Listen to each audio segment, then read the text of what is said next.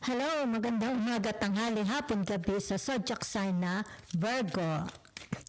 Lala Baby, nagpapakilala, isa lang pong like, subscribes, and share.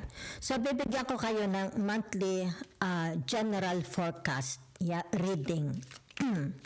So, tingnan po natin the energies. Yan ha, salamat po ng marami.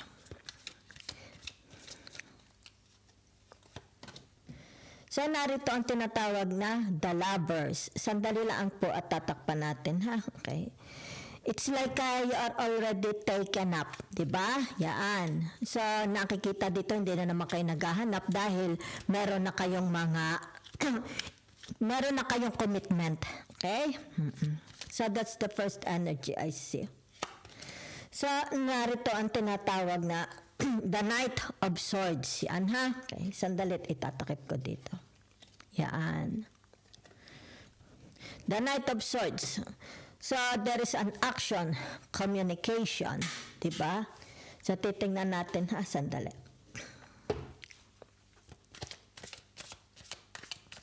Your challenge. Narito ang tinatawag the Sun. Okay? Your past. Your past energy. Yan ha. So, ito yung tinatawag you're always, it's more about communication. Diba? Yan. From your past, nakikita dito yung palagi kayo sigurong nasa online, 'di ba? Sino-sino mga kasama ni, kung sino ang mga kinakausap ninyo.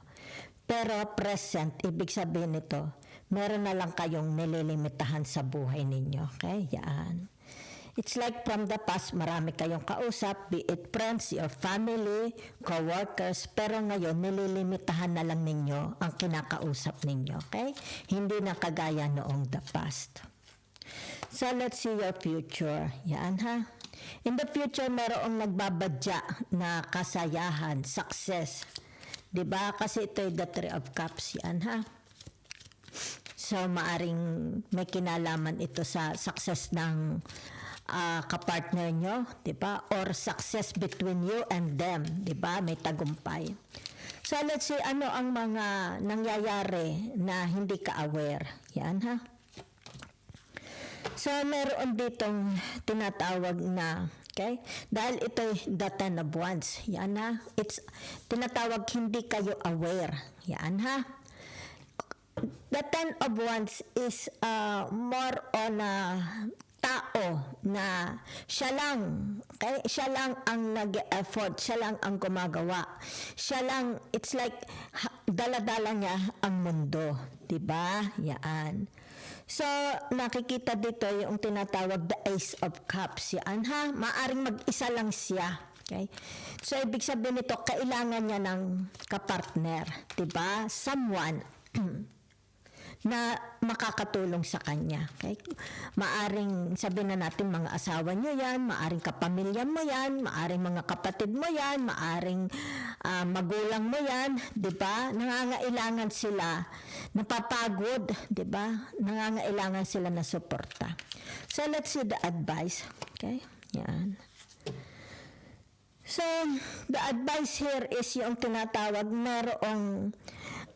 merong pag-asa, 'di ba? Yan. Kung ano man po itong darating na ito sa inyo, 'di ba? It's like between you and them. Yan. Meron ditong balita, okay? Na magbibigay ng linaw, magbibigay ng pag-asa, katuparan. Yan ha. So, may magandang balita. Yan ha. Okay. Big sabihin nito, it's like tinatawag, mareresolve ang problema mo.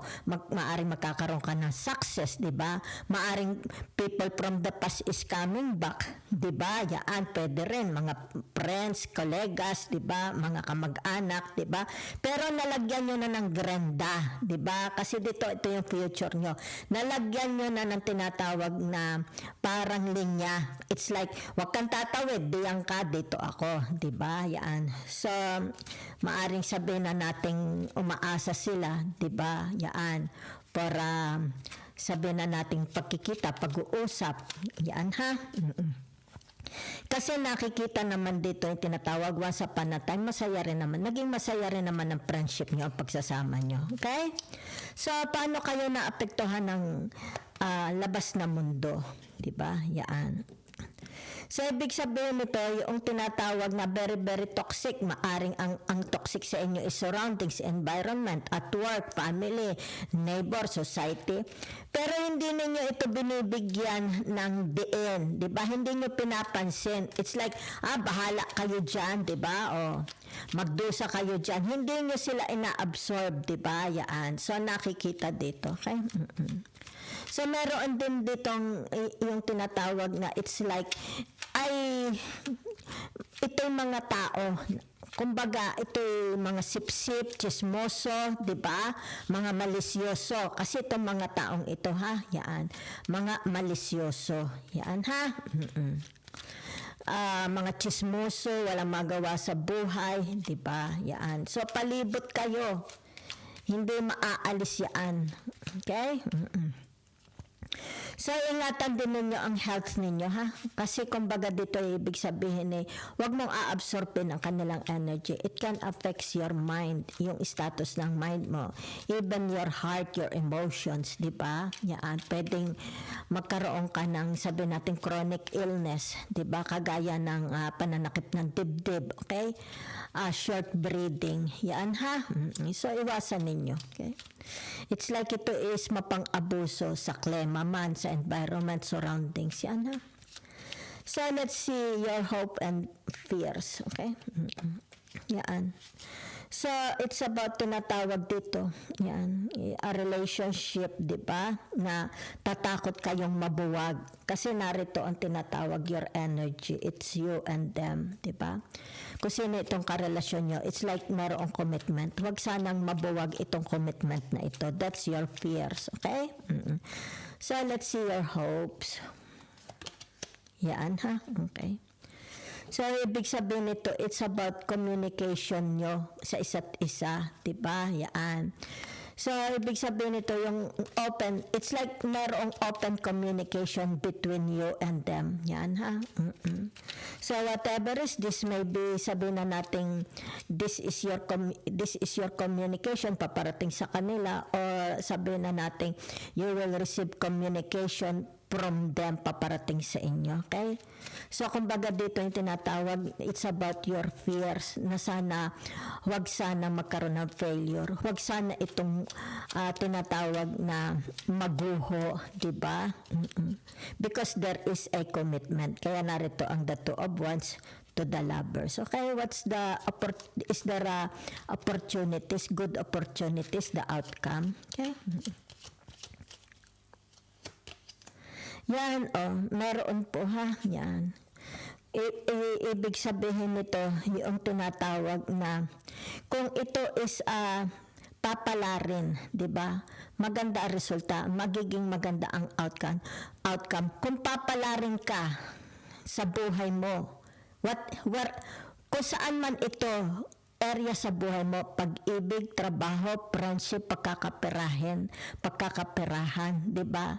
Ibig sabihin nito, yan hawak mo na ang alas, mangyayari, magkakaroon ng success because there is a celebration, di ba? Yan kung ikaw ipapalarin, kaya narito ang the Queen of Wands, di ba? Ibig sabihin, mahahawakan mo ang alas.